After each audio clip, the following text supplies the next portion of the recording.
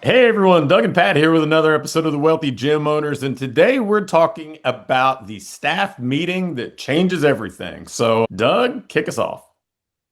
Yeah, I think the staff meeting gets a bad rap, and I'm a big fan of it. Maybe you don't call it a staff meeting, maybe you call it practice or whatever you want to call it. But I think when we look at the impact and probably the most impactful hour of the operation, it is the time that you can get your team together, practice, role play, review. So, what that looks like from if we start, I think it's probably best to start with how do you set it up, then how do you run it and kind of move through that process. But I think if you have more than, just two of you running the show, right? Because if there's two of you, it's probably much more, let's say it's you and a partner or you and a part-time person.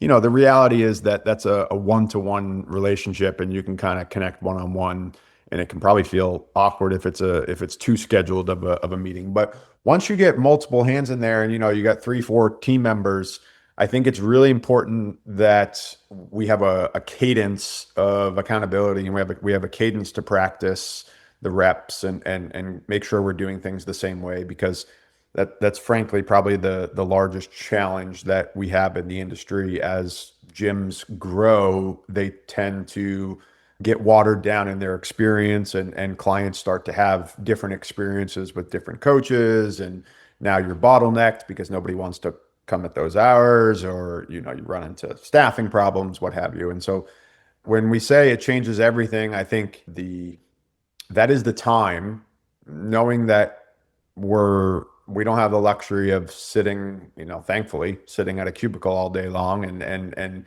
no front facing client interaction.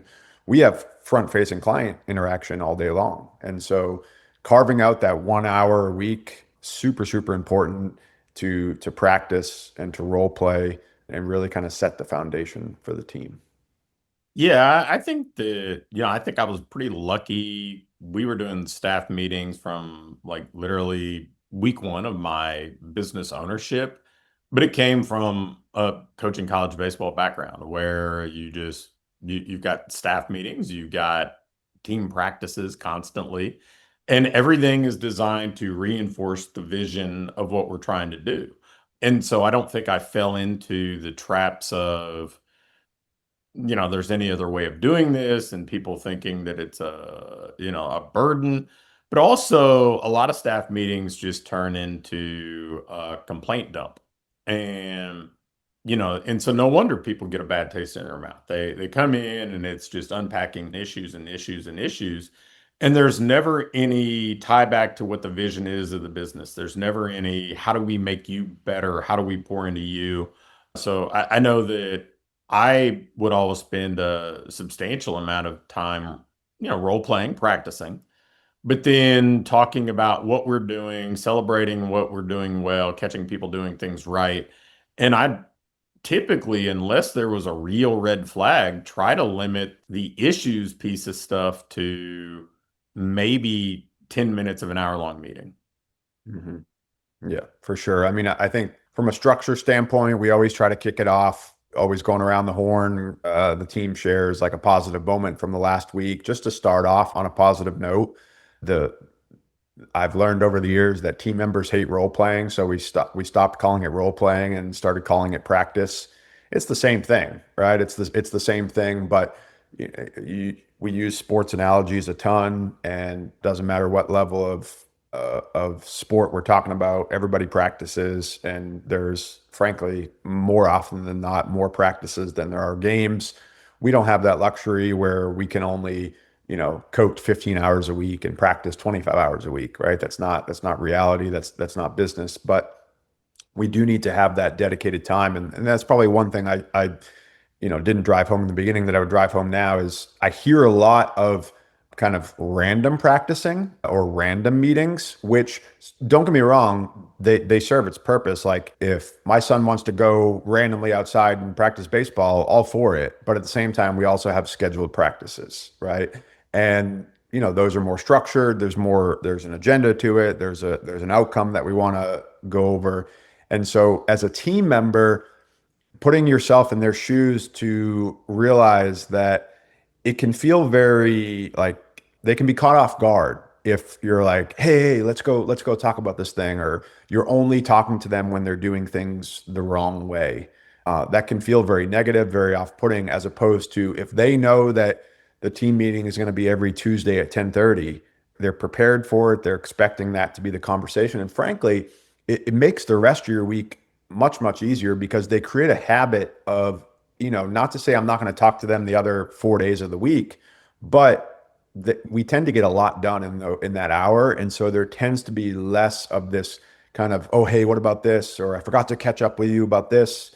There tends to be, I'm not going to say it doesn't exist, but there's a lot less of that if you are able to run a really good meeting once a week and keep the team aligned. So making sure it's not just like you would book your training sessions, you book your team meetings. Yeah, without question, what we put on our schedule, especially in our industry, we're really effective at. But if we leave it to chance, if we leave it to being random, the odds of it getting done with any level of consistency probably aren't very high. So, well, let's kind of get into the practical piece of this. What's the structure of a typical team meeting for you look like?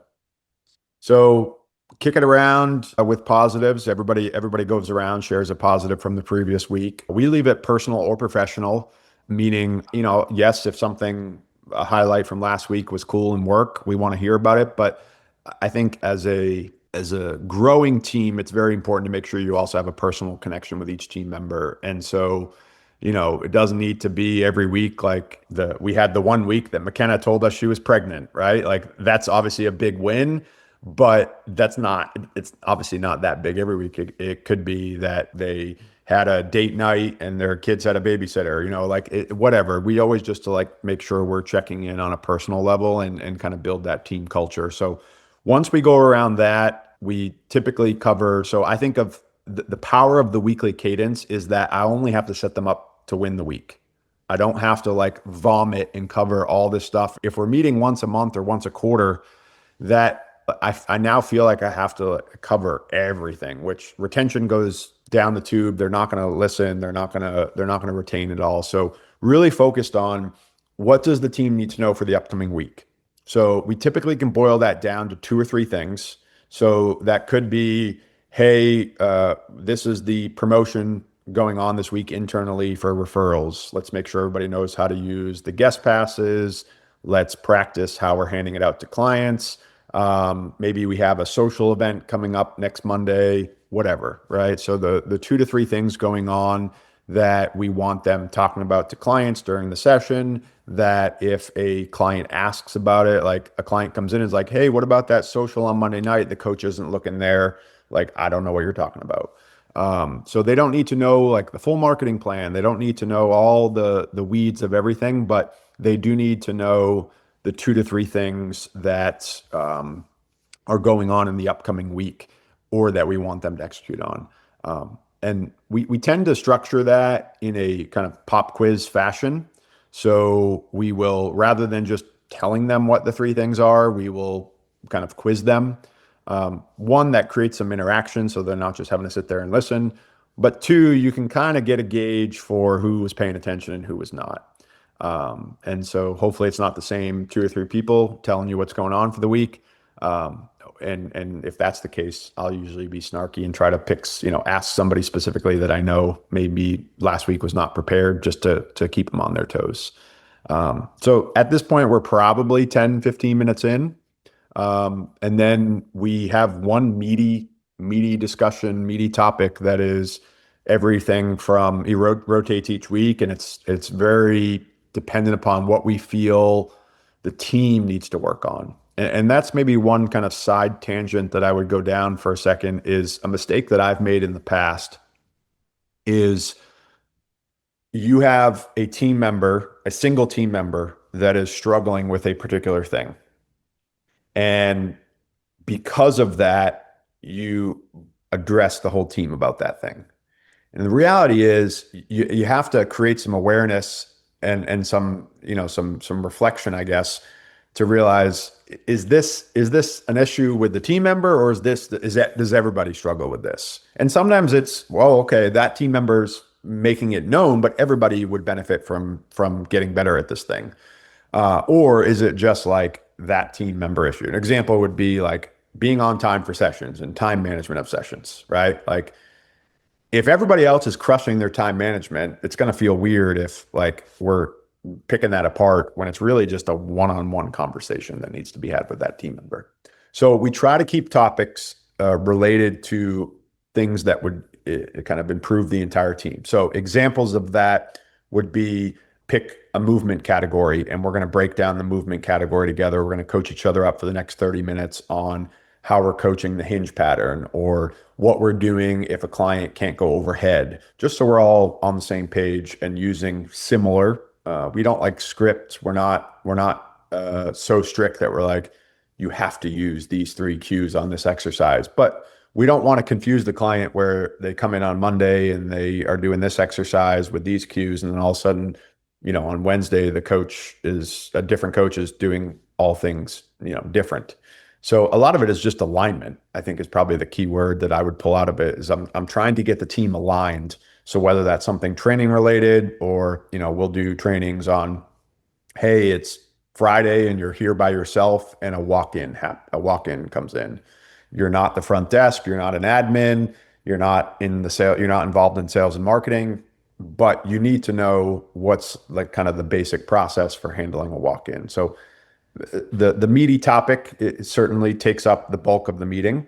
And then probably the most important thing is we end with a kind of we end how we started. So we go around the horn and everybody rates the meeting and one takeaway or one action that they're going to implement from it. That has become very, very important and something that I think at first I glanced past. And what you will realize is two things with that is one, you will realize that their takeaway is not what you thought it was. And so that can be good or bad. Like, oh, I didn't know that was the focus. Like, I didn't know that's what they were needed to focus on, or that's what they took away from it. Good or bad, maybe I need to restructure it going forward. But also really important that the team ends together. Many of us, myself included, are squeezing these in an hour where we're not running a training session, right? So for us, that's why we do it at 10:30 to we go 90 minutes now because we have a larger team, but it's that 1 hour and a half that we don't have sessions one day a week. And we got a noontime session right after. And so I would run into situations where the coaches that were getting ready for noon were starting to like duck out and the meeting was still going on. And it just didn't feel like it was kind of like at practice where everybody comes together at the end and breaks it down. It didn't have that kind of conclusion. So I think how you end is just as important as how you start the meeting. But that's the general flow that we follow for a meeting. That's great. And that's really, I mean, I was hoping we could dive into that and unpack that because, I don't think it's too big of a leap for people to understand the value of a meeting, but, it has to be on the schedule. It has to be consistent, just like training sessions or whatever else. And then, I think there's a structure that we can use that we get a lot of value from it because, man, I mean, part of the reason people don't love meetings is they end out, taking on a tone that we don't want, or people feel like it was a waste of their time or whatever else. But that structure that you just laid out, I think, moves through topics. It leaves with something everybody benefits from. It's interactive. So yeah, I'm glad we were able to cover that and deliver something people could really put into action today. Sure. The last thing I would add before we wrap up is, maybe the elephant in the room is like, how do I get everybody to a team meeting and do I pay them?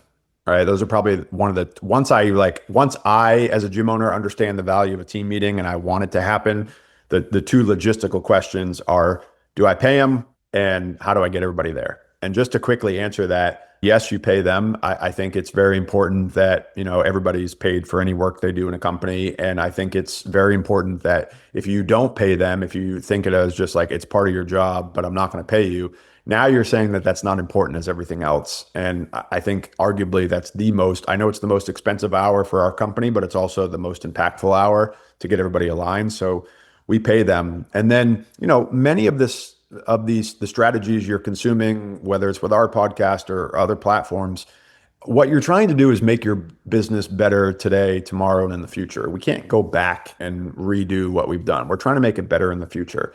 And so some of this is, that's true for whether it's your marketing, your pricing, whatever. We're trying to make our future business better. And it becomes a lot easier. So when we hire a new coach, we tell them there are four things you're going to be responsible for. You're going to coach your sessions. You're going to implement our accountability systems, our recognition systems, and then we have skills and team development every week. And that's meetings. And so from day one, they know it's not just walk in, coach your session. We call it the CARS acronym, right? Coaching, accountability, recognition, and skills. And so from day one, they know that that's part of their job. And we're not going to hire somebody if they're not okay with all four of those things. We don't want somebody, and now that's our philosophy. You may have your own philosophy, but I think the takeaway is expectation from day one going forward. And then, the reality is just work with what you have right now, driving the importance of it, making sure they're paid for it. Because a lot of people aren't just showing up because they're not being paid. And so pay them for it. Certainly, I would even take a every other week meeting if schedules are an issue. Zoom meetings are okay, but certainly in person's better for brick and mortar gyms. So you have that practical component. But yeah, just get as close as you can to the ideal as possible. And new people going forward, that's the expectation that they're a part of it. Well, Doug, this was great. Very practical, a lot of background to share the importance of team meetings and then some actionable stuff that people can put into place to make good use of this. So again, Doug and Pat with another episode of the Wealthy Gym Owners.